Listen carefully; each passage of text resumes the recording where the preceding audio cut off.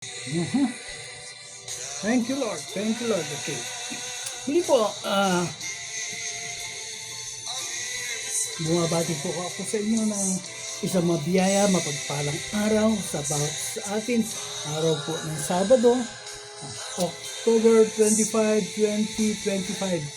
Last Saturday of the month of October. By next week, November 1st, meron po tayong meron din po tayong airing. Okay, pinapaalala ko lang po sa inyo, po. Mayroon po tayong meron po tayong YouTube channel. Search po ninyo sa YouTube Gilbert Tuazon. Tapos po lahat po ng mga lahat po ng mga mensahe na ating naibahagi na i-share na ay mapapanood po ninyo doon na kung gusto po ninyong balikan, pwede po ninyong balikan. Tsaka kung bilang tulong na rin po sa ministry. Bilang tulong na rin po dito sa ministry, dito po sa pagpapahayag po ng salita ng Diyos, yung mag-subscribe po kayo. Tapos po, i-share po ninyo. Para sa ganun, every time na meron po tayong bagong live, ay check na mapapanood po ninyo. At sabihin po ninyo sa mga kaibigan ninyo, i-share po ninyo sa mga kaibigan ninyo. Alam po ninyo, pag kayo po ay nag-subscribe, it will not cost you even a 1 centavo. Wala po kayong gagastusin dito. Ang masarap pa po dito, ang maganda pa po rito, kayo po ay nakakatulong sa ministeryo ito ng Panginoon po. Ang ministeryo ito ay magpapatuloy, lalago, lalawak. Mas marami po ang maaabot na mga mas marami po ang nais natin na maabot ng pagmemensahe sa sa gawain ito ng Panginoon ng Frontliners of Christ Jesus for the Glory of God, na ang yan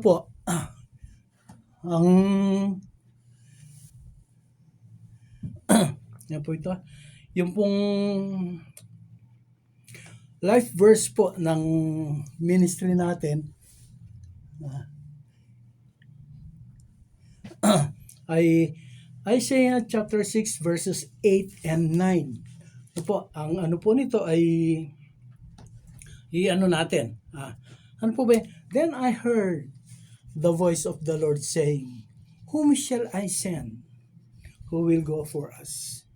Then said I, "Here am I, Lord, send me." Yun po ang sabi ni Propeta Isaiah noong ang Panginoon o ang Diyos ay naghahanap po ng tao ng maisusugo niya, na mauutusan niya, may papadala niya para po magbahagi, ipangaral ang salita ng Diyos. Amen. Okay. Sa pagkakataon po ito, tayo po ay muli ay magpapatuloy sa ating pag-aaral ng salita ng Diyos. Yung pong nakaraan, yung pong nakaraan na mensahe. Ito po yung part 3 po. Actually, part 3 po ito nung what God said, God will execute. Pero yung pong last week, ang subtitle po noon ay 3-in-1 collaboration. Kasi po doon sa mga nakaraang Sabado, yun nga po, 3-in-1 collaboration nung po last week, October 18. Tapos po yung sumunod, October 11, ang mensahe po to na yung God, the first great promise of God, na kung saan ang ating Panginoon Jesucristo, yun po ang ipinangako ng Diyos doon po sa Genesis chapter 3 verse 15 na darating ang tagapagligtas, ang manunubos. Doon pa lamang po yan sa Genesis chapter 15 na ipinanukala na ng ating Diyos Ama, ng ating manlilikha. Yun po ay noong October 11. So, nung October 4, ano po, yun pa rin po, under pa rin po tayo dun sa ano na, what God said, God execute. Ang ano naman po doon, ang subtitle po naman doon ay yung God called us and commanded us. Opo, ito po yung kung saan ay tinawag niya ang mga lingkod niya, ang mga pinili niya.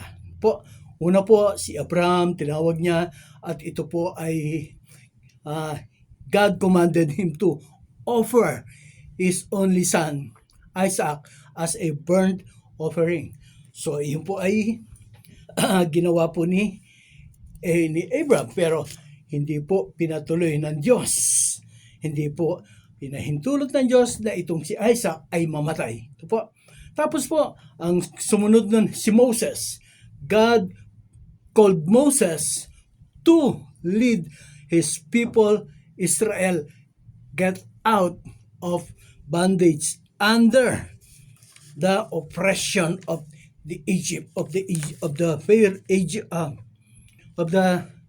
Egyptians po, sa pangunguna po ng Parao ng Ehipto. Yung po pangalawa. Tapos po, nga itong ano na ito na tinawag po naman niya itong si Jeremias. Jeremiah was a very young kid. Sabi nga po ng Panginoong Diyos sa kanya, bago ka pa ipinaglihi, bago ka pa inanyuan sa tiyan ng iyong ina, ay pinili na kita. So, ang ginawa ng Diyos, God called Jeremiah to preach, share the gospel. Kung ano man po ang sabi ng Diyos sa kanya, kung ano man ang sasabihin ko, yun ay sasabihin mo. Okay, ano po? Tapos po ang ano doon ay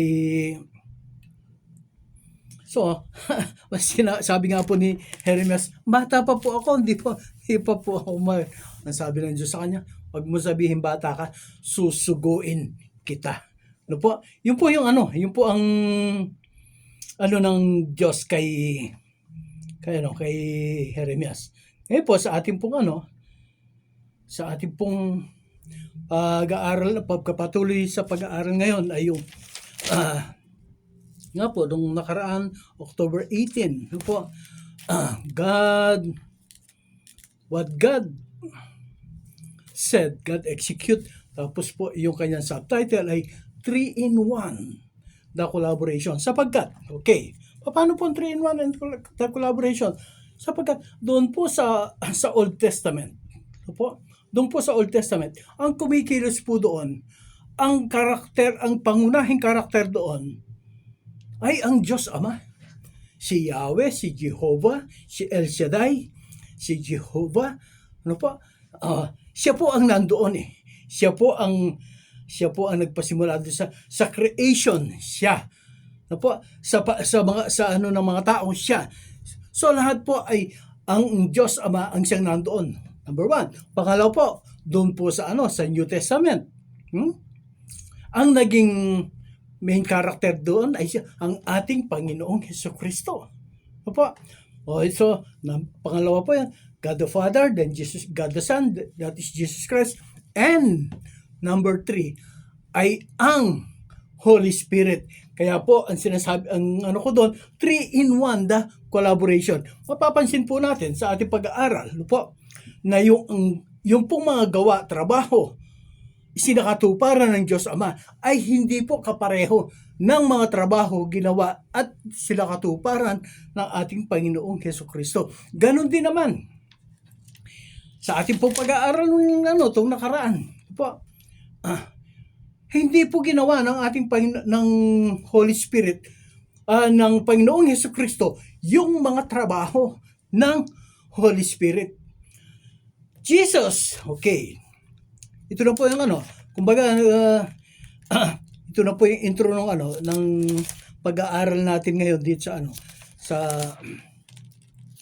part 2 ng ng 3-in-1, the collaboration. Binigyan ko pong title ito na The Holy Spirit. 3-in-1 collaboration. Okay.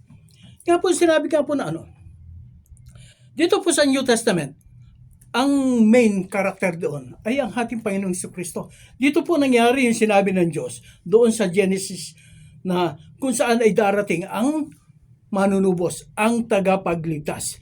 Ito po ay sinigundahan o pinangalawahan ni Propeta Isaias nung sabihin niya, at maglilihi ang isang birhen at siya ay manganganak ng isang sanggol na lalaki at pangangalanan ninyo siyang Jesus. His name will be called Wonderful Counselor, Prince of Peace. Yung pong mga hula, propesiya at mga panukalang yan ay nakatala po, magmula po sa Genesis hanggang sa doon po sa sinabi sa Genesis chapter 3 verse 15 hanggang sa pagkapanganak po ng ating Panginoon Jesucristo. Ito po ay 3,974 years po ang nangyari, ang pagitan. Tapos po, ang pagkapanganak po ang pagdating po ng ating Panginoong Jesucristo na ipapanganak po ni Maria ay ipinanukala, inihula na po ni Propeta Isaias. Doon po sa Isaias chapter 9 verse 6. Tapos po doon po sa chapter 14 verse 7. Ang sabi po doon ay maglilihi ang babaeng ang birhen at siya ay manganganak ng sanggol na lalaki. Tapos, yung pong pagitan magmula po kay Propeta Isaias hanggang sa pagkasilang po ng ating Panginoong Jesucristo, that is 700 years po ang pagitan. Pero nangyari po, ngayon, nung nangyari na ang mga ganon, ang ating Panginoong Jesucristo, our Lord Jesus Christ, siya po ay pinanganak doon po sa Bethlehem. Doon po sa koral. Hindi po siya ipinanganak doon sa sabsaban. Kiniklaro ko lang po yan, hindi po ipinanganak ang Panginoong Jesucristo doon sa sabsaban. Ipinanganak po siya doon sa koral. Tapos po, siya po ay inayos, binihisan, saka lang po siya inilagay doon sa sabsaban dahil wala na pong mahihigaan, wala na pong pwesto, wala na pong lugar doon sa mga bahay panuluyan. So, kaya po sila napunta doon. Ngayon, nung siya po ay mangaral na, umabot na po sa edad na 30 years old. Ang ating Panginoon Jesucristo, siya po ay nangaral na. Nangaral po siya ng higit 3 taon. Our Lord Jesus Christ, preach, teach, heal the sick. Yung pinagaling po niya ang maraming mga karamdaman, nakakita ang mga bulag, ang mga tuyot na kamay, ito po ay naging maayos. Ang babaeng inaagasan po ng dugo sa loob ng 12 taon, siya po ay gumaling. Lahat po ng iyan ng mga himala, lahat po ng iyan ng mga milagro ay nakita ng mga tao. Nangaral po ang ating Panginoong Jesucristo. Siya po ay nagpakain ng 5,000 tao sa pamamagitan po ng ilang pirasong tinapay at maliliit na isda.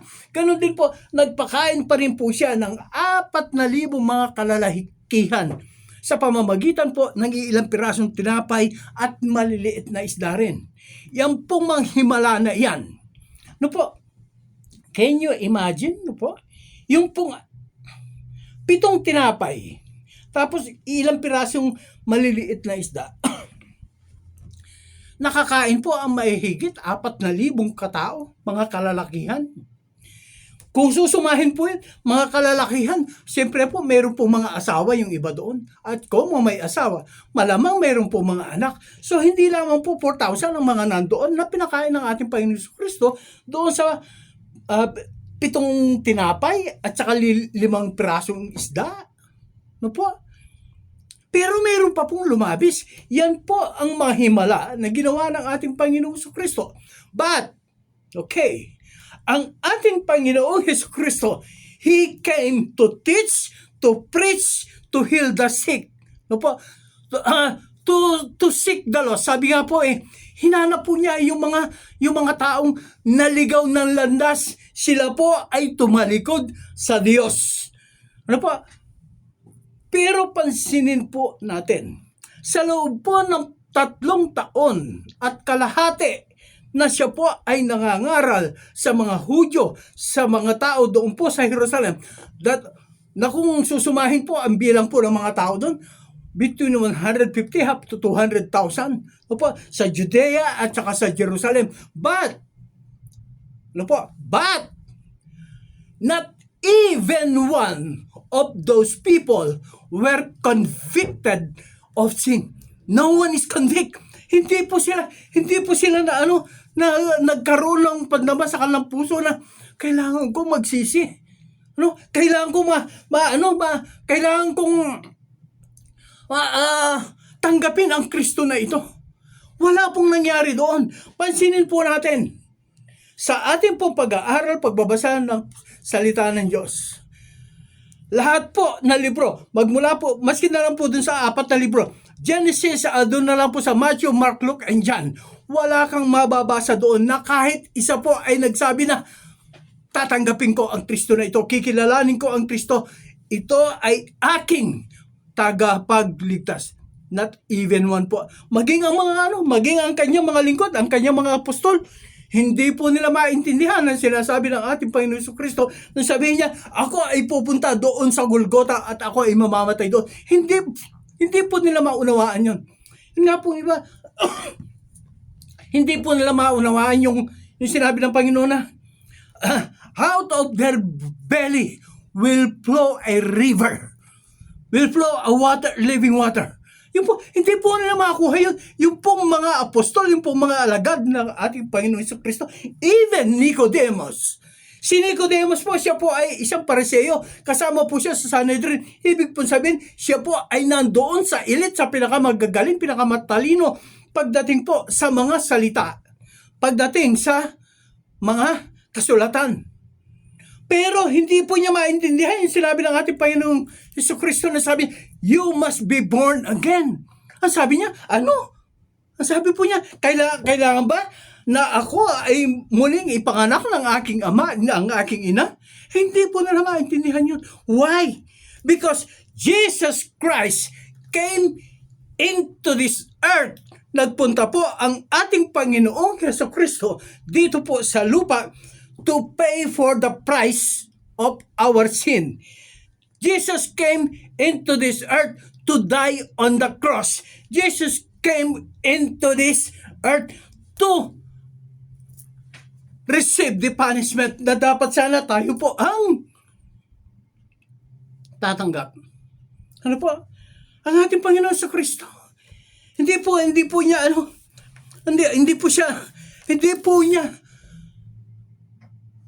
Nung pong panahon na nangangaral ang ating Panginoon Jesucristo, wala pa po ang kapangyarihan ng Santong Espiritu. Nagpasimula lamang po mabanggit ang Santong Espiritu dito po sa Biblia, dito po sa New Testament, nung si Maria ay magpunta doon sa bahay ni Zacarias upang puntahan, dalawin ang kanyang pinsang si Elizabeth na siya po ay 6 na buwan ng buntis, nagdadalang tao. Pagdating po ni Maria doon sa bahay ni Zacarias na kung saan nandoon po si Elizabeth, siya po ay buntis ng 6 na buwan. Pagkakita niya kay Maria, yung pong sanggol na nasa sinapupunan ni Elizabeth, ito po ay naggagalaw, ito po ay naglulundan sa kagalakan doon po sa loob. Bakit? Sapagkat doon po, siya po ay napuspos ng Santong Espiritu. So, bago pa po ipinanganak itong si Juan Bautista, siya po ay napuspos na ng Santong Espiritu. Yan po ang trabaho ng Santong Espiritu. To convict, to bless those people who are chosen by God. Yung po mga tao na pinili ng Diyos, ito po ay pagpapalain, babasbasan, bibigyan ng kapangyarihan ng Santong Espiritu. Katulad po nitong si Juan Bautista, hindi pa po siya ipinapanganak. Pero dahil siya po ay pinili ng Diyos, siya po ay binasbasan na ng Santong Espiritu. Pinili na po siya ng Diyos. Katulad po ni Jeremias. Ang sabi nga po ng Diyos kay Jeremias, bago ka pa ipinaglihi, bago ka pa lumabas sa tiyan ng iyong ina, ay pinili na kita. Alam po ninyo, hindi lamang po kay Jeremias, hindi lamang po kay Juan Bautista, itinuon o iniakma ang salitang iyan na bago ka pa ipinanganak, bago ka pa ipinaglihi ng iyong ina, ay pinili na kita.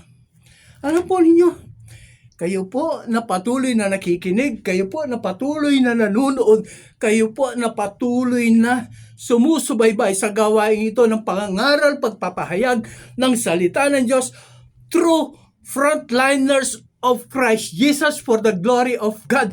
Dito po sa DCTC AM band 828 kHz, dito po sa radio sa Tarlac City.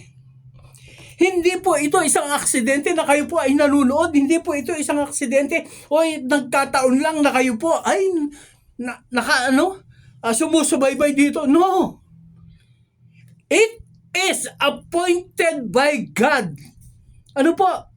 Ito po ay itinalaga na ng Diyos na kung sino man ikaw na nanunood, ikaw na sumusubaybay, ikaw na patuloy na nakikinig sa pangangaral ng salita ng Diyos dito po sa Frontliners of Christ Jesus, ikaw po ay isa sa mga pinili ng Diyos.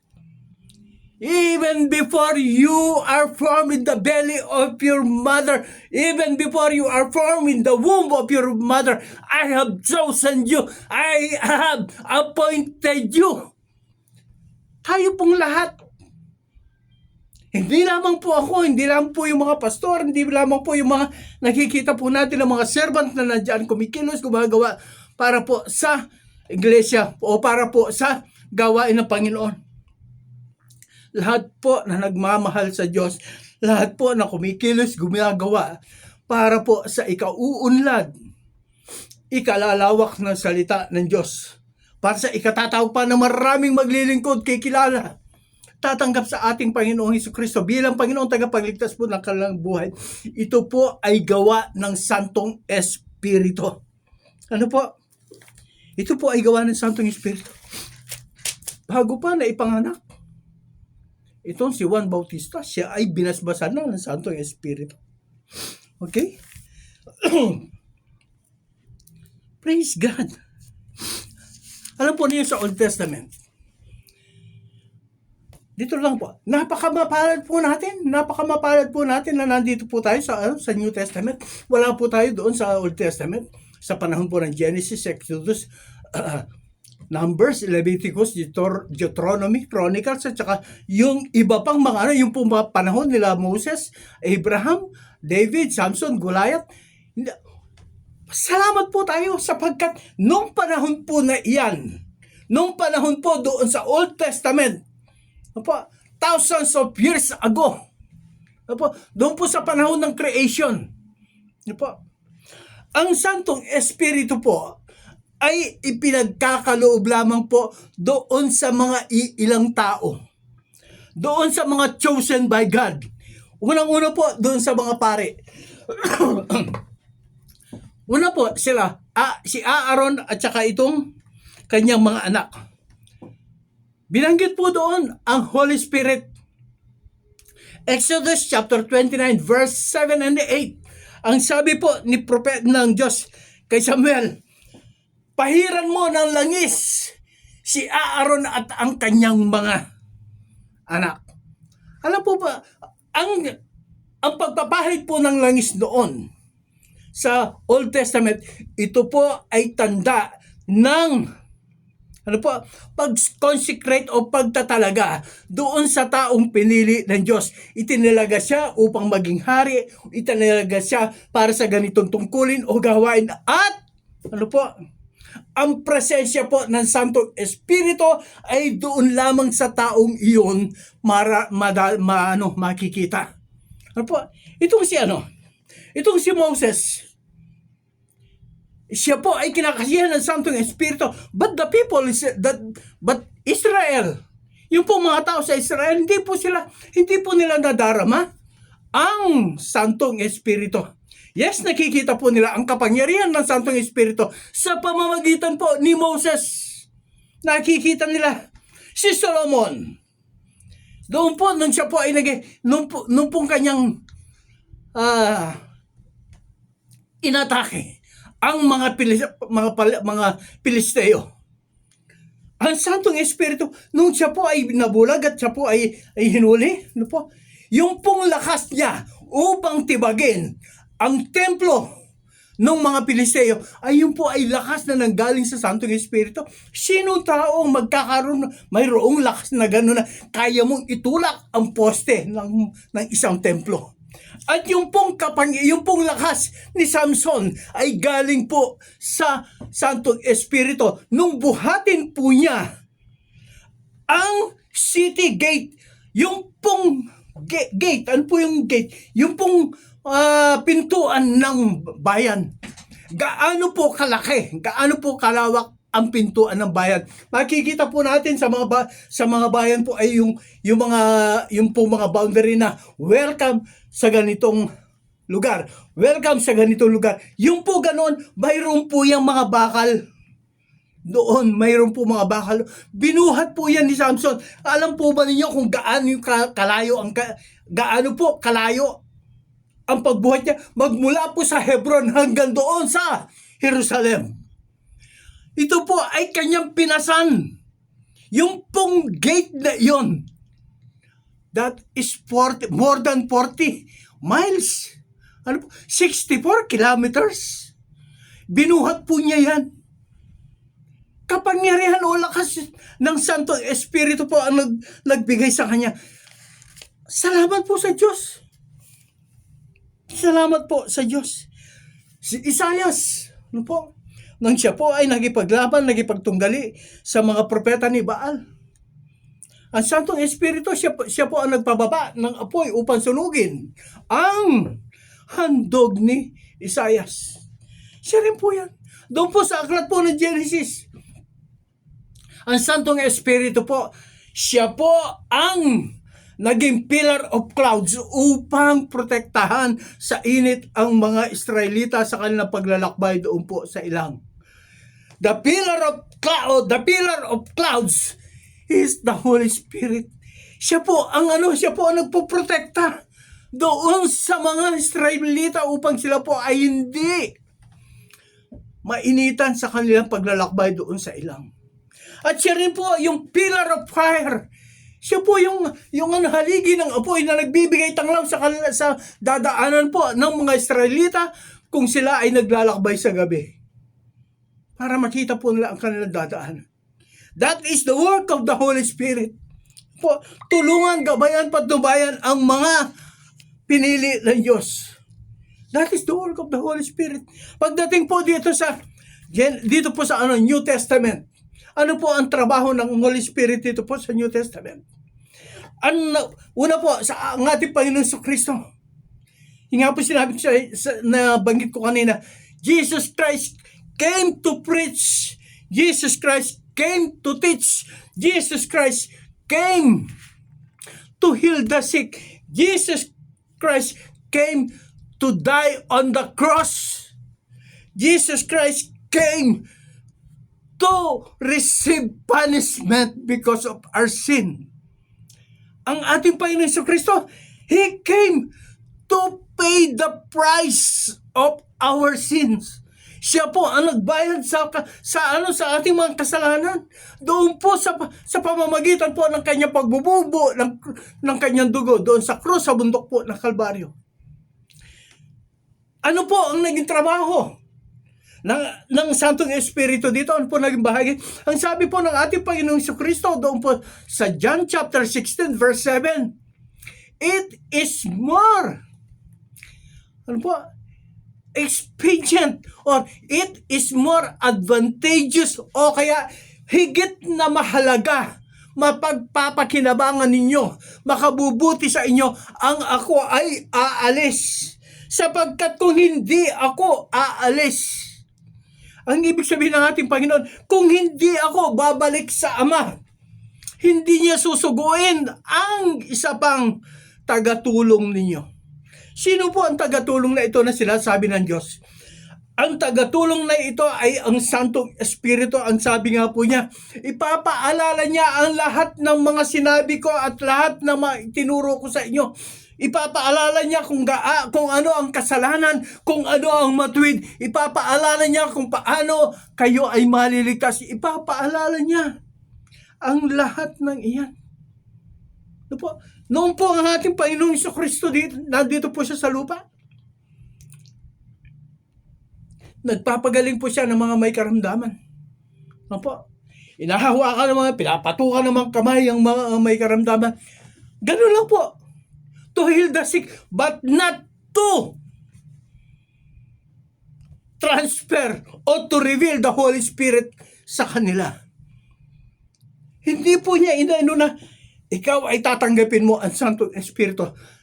The presence of the Holy Spirit is not yet given when the Lord Jesus Christ is preaching, teaching, and healing the sick when He was still in this earth. Yan po. Wala pa po ang Santong Espiritu, no? Nagkaroon lang ng konting pahayag patungkol po sa ating Panginoon, sa Holy Spirit. Sabihin nga po niya, kung hindi ako aalis, it is more expedient for you that I should go. Mas makabubuti sa inyo kung ako ay aalis. Sapagkat pag ako ay umalis, susuguin ng Ama ang isa pang taga-aliw ninyo. Doon pa lang po ipinadama ng ating Panginoon Kristo na ang pagdating po ng Santo Espiritu at nang siya po ay mabuhay na pagkatapos ng 3 araw. Ano po? Okay. Yung kapangyarihan pa rin po ng Santong Espiritu, siya pa rin po ang bumuhay sa ating Panginoon Kristo. Okay, huwag po tayo magmadali dito. Okay, dito lang po. Dito po sa kailan tinanggap ng mga alagad na ang Santong Espiritu? Ang mga alagad ng ating Panginoon Kristo, sinabihan niya doon po sa aklat po ng Juan, John chapter 20 verse 22. Ang sabihin niya na, receive the Holy Spirit. Tanggapin ninyo ang Santong Espiritu. Doon po, kumbaga ni-reveal na ng ating Panginoon Kristo ang Santong Espiritu. Pero ang Santong Espiritu po ay natanggap lamang po ng mga mananampalataya, ng mga lingkod ng Diyos nung sila po ay nandoon sa upper floor. Po, nandoon po sila sa taas. Sa taas ng kwarto ng gusali. 120 of them. At nakarinig po sila ng ugong ng hangin. At sila po ay binasbasan ng Santong Espiritu sa pamamagitan po ng pagdapo ng parang dila ng apoy na tumapat po sa kanilang mga ulo. Doon pa lamang po nila natanggap ang Santong Espiritu. Kaya nga po sinasabi ko sa inyo, nung ang ating Panginoong Jesucristo, siya po ay nandito sa lupa, siya po ay nangangaral, not even one came to Him and told Him, I accept you as my Lord and Savior. Naniniwala ako sa iyo, tinatanggap ko ang mga sinasabi mo. Hindi, wala pong nangyaring ganun. Maging ang kanyang mga maging ang kanyang magulang, maging ang kanyang mga kapatid, nagsabi sa kanya na nasisiraan siya ng bait. Hindi siya kinilala, hindi siya tinanggap. Nasisiraan siya ng bait. Ano po? Yung pong mga Saduseo, yung pong mga Pariseo, pinagtatawanan siya. Ano po? Siya po ay kaniyang pinagbabawalan. Siya po ay kanilang ipinapako dun sa krus. sa kanyang pangangaral. Ano po? Wala pong natinag ang damdamin. Ito nga po si ito po si Pilato, sabi nga po niya kay Pilato, at sabi nga po sa Biblia, itong si Pilato ay naghihintay na gumawa ng himala itong Panginoong Hesukristo. Yung mga tao nun, they are only after doon sa mga miracles ng ating Panginoong Hesukristo. Doon lang po sa mga natatanggap nila physically. Doon po sa nakikita po nila. Nakita po nila, nalaman po nila na ang ating Panginoong Hesukristo, Jesus Christ, walk on the sea. Naglakad po sa tubig ang ating Panginoong Kristo. Nakita po, nabalitaan po nila yan. Nakita po ng mga alagad. Yung pong paghuli sa mga isda, magdamag na nanguhuli ng isda, nangingisda ang mga alagad, kahit isa wala. Pero sabi ng Panginoon, ihulog mo sa ganitong lugar. Ang sabi ng isa, magdamag nga po kami nanguhuli, wala po kaming mahuli. Ngayon sasabihin mo, ihulog ko dito, pero susunod ako. Sino po sa palagay ninyo may kagawin? The Holy Spirit. Siya po ang doon sa mga isda na sila po ay nandoon. Kaya po na makahuli ng isda, yung mga alagad, ang sabi po ron, halos mapunit ang kanilang net. Po. Halos mapunit. Hindi magkasya, kaya tinawag po nila ang ilang bangka eh. Ilan po ang isda na nakuha nila doon? 153 of them. Samantalang magdamag po silang nanguhuli. Magdamag silang naglalambat. Not even one fish. They were not able to catch. Pero sinabi ng ating Panginoon Kristo, ihulog mo dito. That is the power of the Holy Spirit. Ang Santong Espiritu po ang may gawan. Ano po? Ang ating Panginoon Kristo po, sa kanyang pangangaral, not even one, wala pong naligtas. Wala pong nagsabi. Pero, ang ating Panginoon Kristo ay bumalik na sa Ama doon po sa langit. Ang mga lingkod niya, ang mga apostol niya, ang mga tinuruan niya, ang mga sinanay niya, specifically itong pong si Pedro na isang mangingisda din. Nung siya po ay mangaral, 3,000 agad-agad, 3,000 agad-agad ang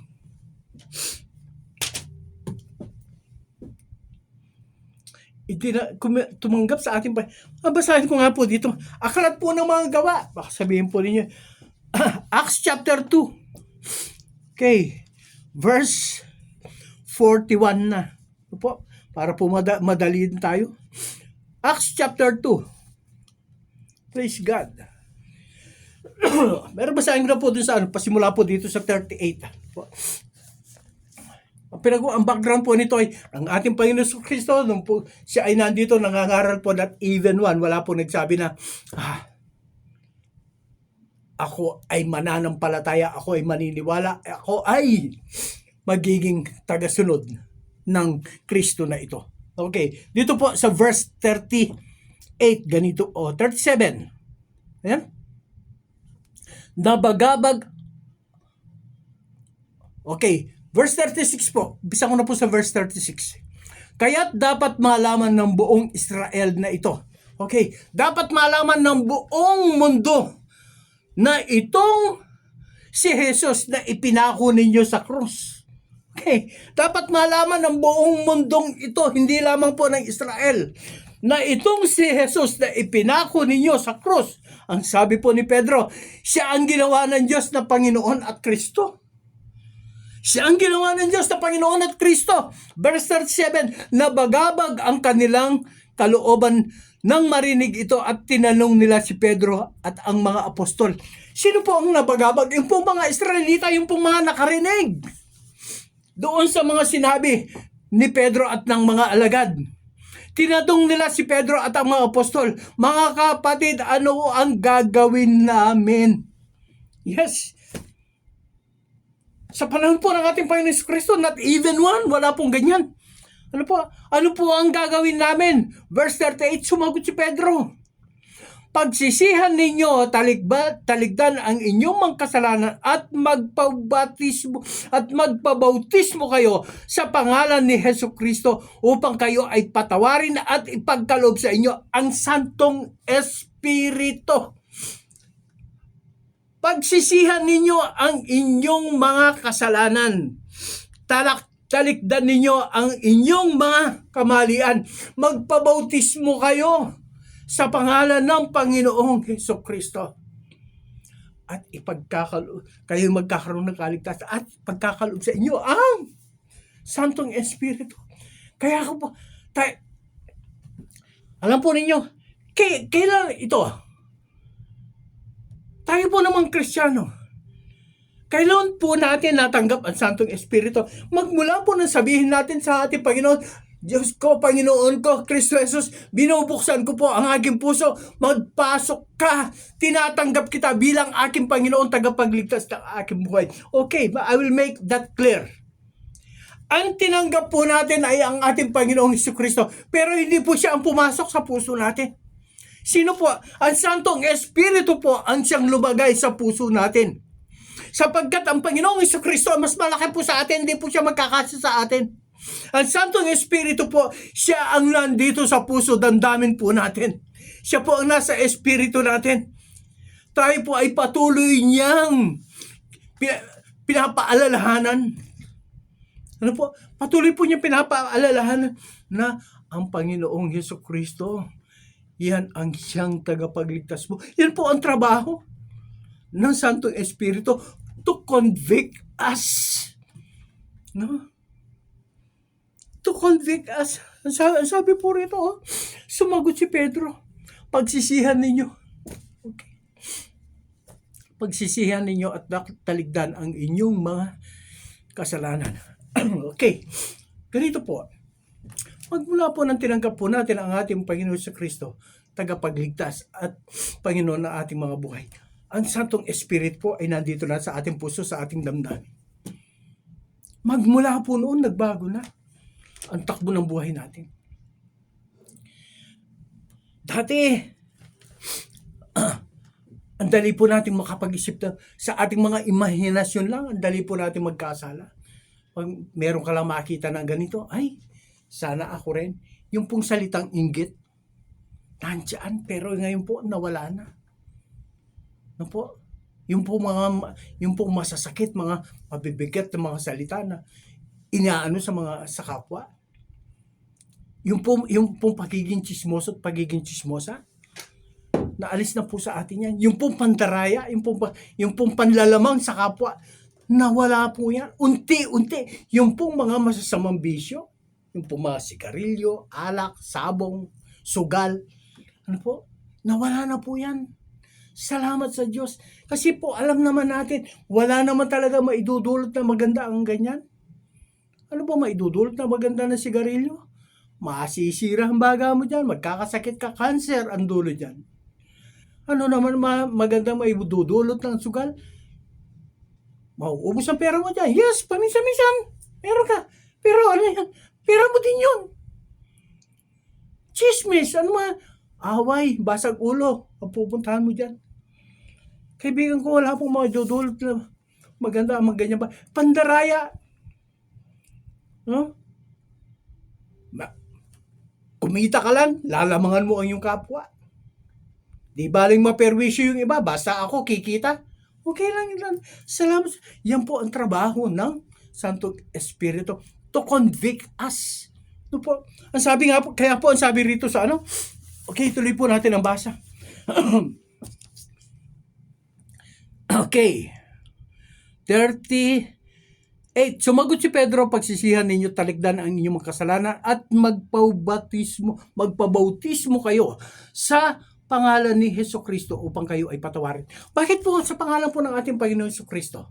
Doon po tayo dapat na magpabautismo sapagkat doon po sa mga gawa, Acts chapter 4 verse 12, ang sinasabi po doon, sapagkat sa ilalim o sa silong ng langit ay walang ibinigay na pangalan liban sa Panginoong Hesukristo na sukat ikaligtas ng tao.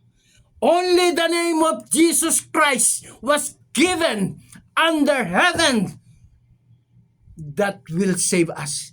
Pangalan po ng Panginoong Hesukristo. Yun lang. Wala na pong ibang pangalan pa. Maski na po ano pa pangalan ang gamitin mo dyan. Hindi ka ililigtas yan. Ito po, biblical. Ito po. Verse 39 o verse 40. Marami pa siyang inilahad upang patunayan ang kanyang sinabi at nanawagan siya sa kanila. Lumayo kayo sa masamang lahing ito upang kayo ay maligtas. Verse 41. Kaya't ang mga naniwala sa kanyang sinabi ay nagpabautismo at nadagdag sa kanila ang may 3,000 tao sa araw na iyon. Isipin po ninyo, sa loob po ng isang araw ay 3,000 ang nadagdag. Bakit po? Because they are being convicted of their sin and their wrongdoings by the Holy Spirit. Nandyan po ang Holy Spirit. Sila po ay kanyang giniyagis. Ano po? Sila po, naano po nila yung kailang mga pagkakamali, mga pagkakasala. Ano po? Kaya nga po sabi rito, at mahigit, at nadagdag sa kanila ang may 3,000 tao sa araw na iyon. Verse 42, nanatili sila sa itinuro ng mga apostol. Manatili po tayo sa mga itinuro ng mga apostol. Ano po ang itinuro ng mga apostol? Ito pong salitang ito na ang ating Panginoong Hesukristo. Doon tayo magpabautismo. Talikuran po natin, pagsisihan natin ang ating mga kasalanan. Yan po ang sinasabi. Ang Santong Espiritu po ang nagpapa. Okay.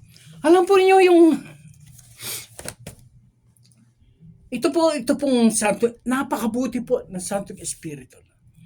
Dito po sa chapter 16 verse 5. Alam po ninyo ang dito, araw-araw ay idinadagdag sa mga mananampalataya. Araw-araw po may nadadagdag sa mga mananampalataya. Acts chapter 16 verse 5. Araw-araw ay may nadadagdag sa mga mananampalataya.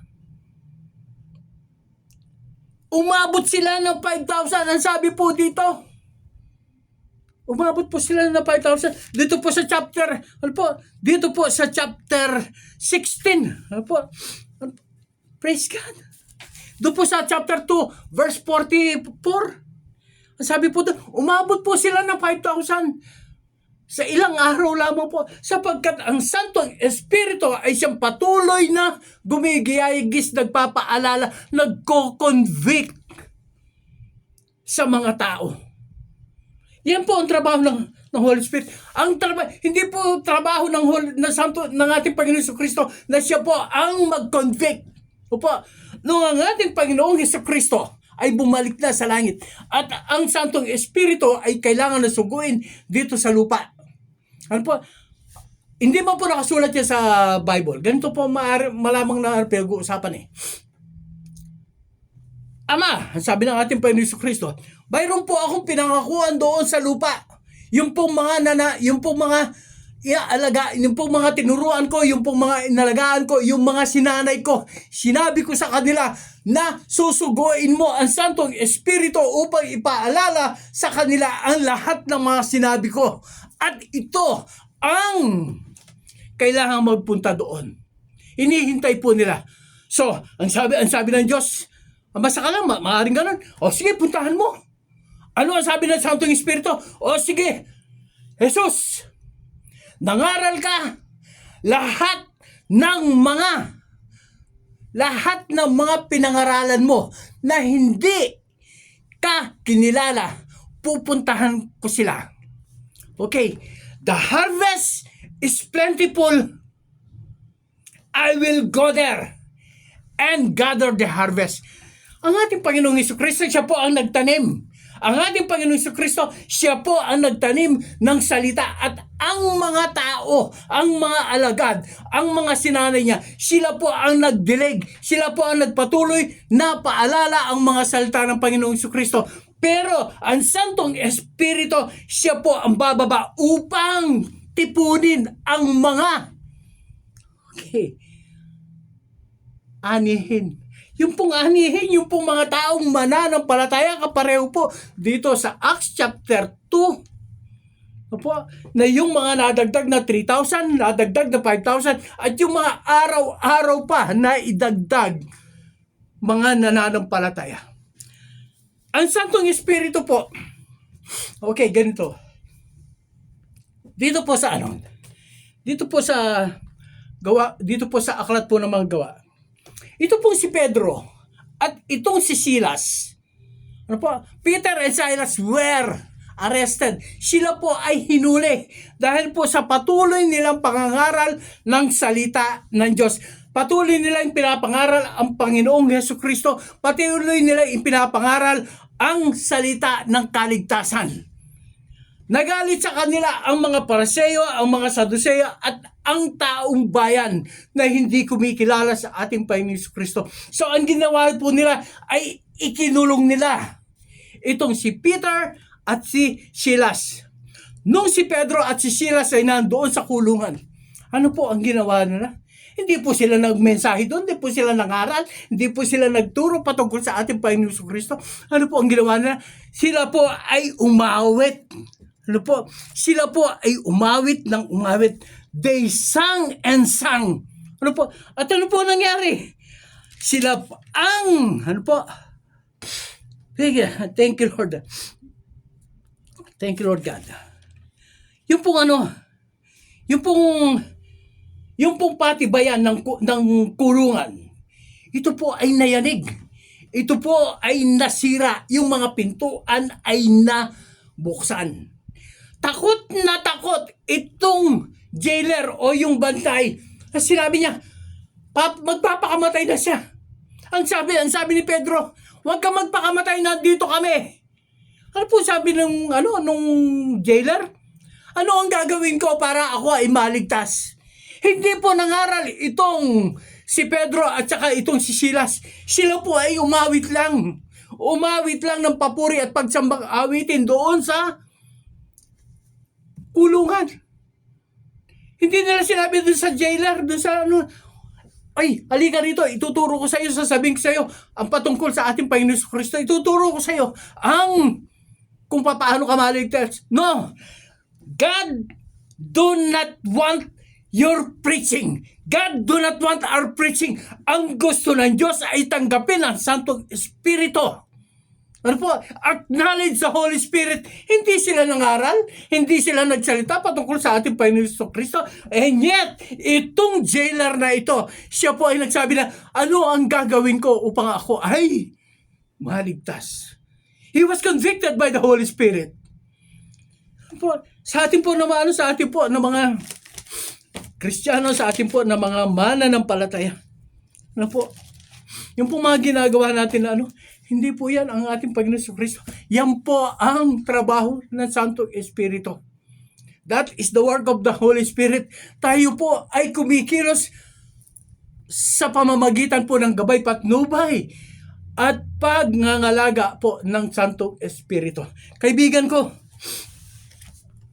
marami pa pong mga bagay na ginawa ang Santong Espiritu sa buhay natin. Yan po ay pag-aaralan po natin kung mayroon pa po mga panahon. Pero sinasabi ko po sa inyo, maski na po abutin tayo ng 1 taon, hindi po natin matatapos ang mga kabutihan, kapangyarihan at pagkilos sa Santong Espiritu sa buhay po natin. Sapagkat katulad po ng sinabi ko, ang Santong Espiritu ay nakatala magmula po dito sa aklat ng Genesis hanggang dito po sa aklat ng Revelation. From Genesis up to Revelation, nandyan po ang Santong Espiritu. Ang Santong Espiritu ay magmula pa doon sa walang pasimula. From the eternity past, nandyan na po ang Santong Espiritu. Noong likhain ng mundo, bago pa likhain ng mundo, nandyan na ang Santong Espiritu. Ang sabi nga po doon nang bago likhain, nung likhain ng Diyos, ang mundo. Ito ay walang anyo, walang hugis. Ang Santong Espiritu ay nandoon sa ibabaw ng mga tubig. Nandoon na po. So hindi po natin tapos po dito sa pinakadulo, ang Santong Espiritu pa rin po ang siyang binabanggit po ng Biblia. Sapagkat dito po sa New Testament, yung po trabaho ng ating Panginoon Kristo, hindi po yan gagalawin ng Santong Espiritu. Mayroon po silang kanya-kanya trabaho. Yung po trabaho ng Ama, trabaho ng Anak, trabaho ng Santong Espiritu, hindi po yan mag-overlap. Pansinin po ninyo, doon sa Old Testament, wala po ang Panginoong Kristo, hindi siya kumikilos doon. Bagamat sinasabi na nakikita na nila ang Panginoong Kristo doon. Pagdating po dito sa New Testament, hindi na po gumalaw, hindi na kumilos ang Diyos Ama, kundi ipinakilala lang niya ang ating Panginoong Kristo. Sabihin niya doon sa pagbautismo sa ating Panginoong Kristo, ang sabi niya, ito ang aking anak na lubos kong kinalulugdan. Paniwalaan niyo siya. Doon pala, yun lang po. Pero ang Panginoong Kristo, siya po ay nangaral siya, at nung siya po ay bago bumalik sa Ama, ay sinabi niya, susuguin ko ang taga-pag-aliw ninyo.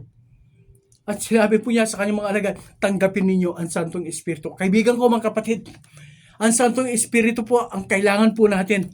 Po, tanggapin po natin ang ating Panginoong Kristo. Sapagkat dito po sa itutuloy po natin ang pag-aaral. Alam po ninyo, ang ating Panginoong Kristo, our Lord Jesus Christ will not be able to come into this earth without the power of the Holy Spirit. Yan po ang part 3 ng ating pag-aaral patungkol po sa Santong Espiritu, the power of the Holy Spirit. Tayo po ay manalangin. Thank you, Lord God. Thank you, Jesus. Panginoon, kami po, O Diyos, ay lumalapit, sumasabat, lumadagila sa iyo. Nagpapasalamat po kami, O Diyos, nagpupuri sa lahat po ng mga salita mo na aming natutunghayan sa iyong buwan na salita. Panginoon, bagaman hindi po ganoon kalawak ang aming pangunawa, hindi po ganoon kalawak ang aming kaalaman sa iyong mga salita, O Diyos, subalit Ama, pinagpapasalamat na po namin ang kahit kaunting bagay na natututunan po namin sa iyong mga salita. Santong Espiritu, humihingi po kami ng tulong sa iyo, gabay patnubay. Ang karunungan mo, ang kaalaman mo, ang ipahiram mo po sa amin, O Diyos, upang sa ganyan, Panginoon, mapag-unawa po namin kung ano po ang nais mo sa aming mga buhay. Sa pamamagitan mo, Santong Espiritu, kami po ay lalalim titibay, lalo pang magiging matatag sa aming pananampalataya hanggang sa panahon na dumating ang aming Panginoong Jesucristo, ang tagapagligtas, ang aming manunubos. Diyos, ganun din po, tinataas ko po sa dakilang pangalan, Ama, ang mga anak mo, mga lingkod mo, O Diyos, na patuloy pong nakikinig, nanunood, sumusubaybay dito po sa gawaing to ng Frontliners of Christ Jesus for the glory of God. Diyos, sila po ay iyong patuloy na i-convict, patuloy na giyagisin, patuloy na paalalahanan ng mga salita mo ng kaligtasan, O God. Purihin ka, Ama, sambahin ka, dakilain ka. Diyos, tinataas ko po sa iyong dakilang pangalan, Ama, ang mga anak mo, mga lingkod mo na mayroong mga karamdaman. Lord, I pray kagalingan po para sa kanila. Kay Pastora Ricky Chan, O God, Lord God, in Jesus' name, O God, kagalingan po para sa kanya. Kay Sister Glenda Soliman, O God, Lord, complete healing po para sa kanya. Ganun din po para po sa aming mahal na pastoras, kay Pastora Joyce, as Father God, complete healing po para sa kanya. Ama, ganun din po kay Paz at sa aming apo na si Princess Gabriel, na meron po silang ubo, meron po silang lagnat, O God. I speak healing, O God. Ganun din po, kalakasan, kalusugan ng pangatawan para po sa aming punong pastor, kay Bishop Jessica Candelaria at kay Mami Penny. Ganun din po, Panginoon, patuloy po yung tinataas ang mga lingkod mo, mga anak mo na patuloy po sa kanilang pangangaral, paghahayag po na yung banal na salita. Si Pastor Edgar Arceo, at ganun din po si Pastora Karina Arceo, nandun po sa ibang bansa. Ganun din po sila Pastor Robert Angeles, Panginoon. Ama, si Pastor Al Samson, yes, Father God. Nandun din po, Panginoon. Oh Lord God, mga anak mo nandun po sa iba't ibang dako ng mundong ito, O Diyos, na hindi man pumabanggit ang kanilang mga pangalan. Lord, I pray for them, O God. I speak blessings, Panginoon. Ama, sa aming pong pansamantalang paghiwa-hiwalay, ikaw pa rin po ang siyang kumilos, kumabay, pumatnubay sa bawat sa amin. Sa pangalan po ng bugtong na anak, sa presensya at kapangyarihan ng Santong Espiritu, Amen and Amen. Thank you, Lord. Oy, oras po natin ay 5:58, 2 minutes. Paalala ko lang po yung ating mga gawain. Meron po tayong mga gawain sa dito po sa Tarlac, sa Hirona, sa ano ba yun? Hirona. Sa Lapungan, Bagong Bayan. Opo, sa pangunguna po yan ni Pastor Jeff Vinson. Okay. Meron po sila mga ministry na sa mga tatay, sa mga nanay at sa mga kabataan. Ganon din po dito po sa Cantarilla District 4 CEMI San Manuel, sa pangunguna naman po yan ni Pastor August Ronquillo. Tapos po dun sa medyo malayo-layo, si Pastor Ariel Castillo sa Kagumitan, Akusilian, Tuwao, Cagayan Valley. Praise God! Purihin po ang Panginoon. Magandang araw po sa bawat isa sa atin. Amen. Amen. Thank you, Lord.